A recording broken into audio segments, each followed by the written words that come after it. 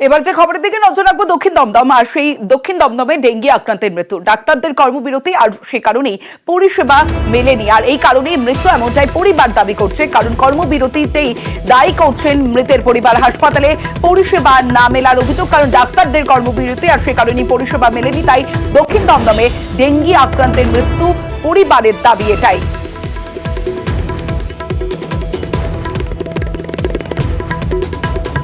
দক্ষিণ দমদমে ডেঙ্গি আক্রান্তের মৃত্যু, ডাক্তারদের কর্মবিরতি আর চিকিৎসকদের কর্মবিরতির কারণেই পরিষেবা মেলেনি এমনটাই অভিযোগ পরিবারে। আর কর্মবিরতিকেই দায়ী করছেন মৃতের পরিবার। হাসপাতালে পরিষেবা না মেলার অভিযোগ আর সেই কারণেই কোন মৃত্যু হয়েছে এমনটাই জানা যাচ্ছে।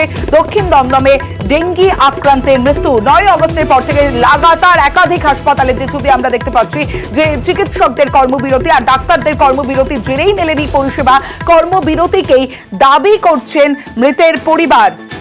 দক্ষিণ দমদমে ডেঙ্গি আক্রান্তের মৃত্যু, হাসপাতালের পরিষেবা না মেলার অভিযোগ, কর্মবিরতিকেই দায়ী করছে মৃতের পরিবার। কারণ ডাক্তারদের কর্মবিরতি আর সেই কর্মবিরতি জেরে মেলেনি পরিষেবা, এমনটাই অভিযোগ নিহতের পরিবারের।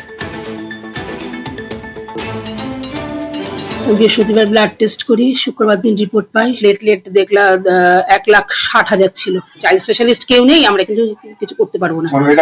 দক্ষিণ দমদম পৌরসভা থেকে বলেছে না না না, কিচ্ছু দেয়নি। শুক্রবার দিন ওখানে আইডিতে নিলাম, ওরা ভর্তি নিল। কোনো পরিষেবা আমি পাইনি, সরকারি পরিষেবা কোনো জায়গা থেকে আমি পাইনি। ডাক্তারদের তত্ত্বাবধানে থাকবে, কিন্তু সেখানে যে এরকম বিনা চিকিৎসায় সারা রাত ফেলে রাখবে, ছেলেটার প্রাণটা চলে যাবে একটা রাতের মধ্যে। ছেলেটার এই আন্দোলনের জের আমাদের সাধারণ মানুষকে তো এইভাবে ভুগতে হচ্ছে। এভাবে মুমূর্ষু রোগীরা যদি চিকিৎসা না পায়, আন্দোলন করুক, আন্দোলনের পক্ষে আমরা সবাই, কিন্তু এরকম মুমূর্ষু রোগীরা যদি চিকিৎসা না পায়, দিদির আমার একমাত্র অবলম্বন ছেলেটা ছিল।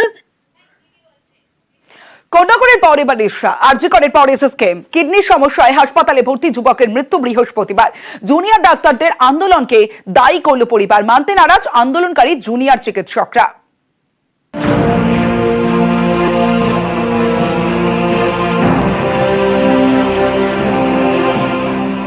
কোন্নগরের পর এবার রিষড়া। জুনিয়র ডাক্তারদের কর্মবিরতির জেরে ফের এক যুবকের মৃত্যুর অভিযোগ উঠল। আরজি করের পর এবার অভিযোগ এসএসকেএম এ। আজকে আমার ছেলে, এই যে ছেলে চলে গেল, তার জন্য একমাত্র দায়ী ডাক্তার। আমি তো সেটাই বলবো, তারা কেন আসলো না, তারা কেন পরিষেবা দিচ্ছে না? আমি তো ডাক্তারকেই দায়ী করবো। তারা যদি আজকে থাকতো, আমার ছেলে চলে যেত। রাজীব দেব হুগলির রিষড়ার বাসিন্দা। 10 বছর আগে তার মায়ের একটি কিডনি প্রতিস্থাপন করা হয়েছিল রাজীবের শরীরে। সম্প্রতি নতুন করে রাজীবের কিডনির সমস্যা দেখা দেয়। এরপর 2রা আগস্ট তাকে এসএসকেএম এ ভর্তি করা হয়। 5ই সেপ্টেম্বর মৃত্যু হয় রাজীবের। তার পরিবারের দাবি, জুনিয়র ডাক্তারদের কর্মবিরতির জেরে ঠিকমতো পরিষেবা মেলেনি, সময় মতো ক্যাথিটার পাল্টানো হয়নি রোগীর। এতে 2 দিন ধরে ইউরিন না হওয়ায় মৃত্যু হয়েছে রাজীবের। কিচ্ছু শোনেনি, কোনো ডাক্তার আসেনি। এটা কেন হবে?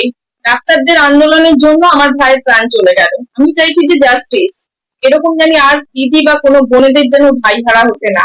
জন্ম এবং মৃত্যুর মাঝখানে যদি কেউ থেকে থাকে, দ্বিতীয় ভগবান সে হচ্ছে ডাক্তার। ইয়াং ছেলে, মানে জলজান্ত ছেলে আমাদের চোখের সামনে চলে গেল শুধুমাত্র এই ঘটনার জন্য।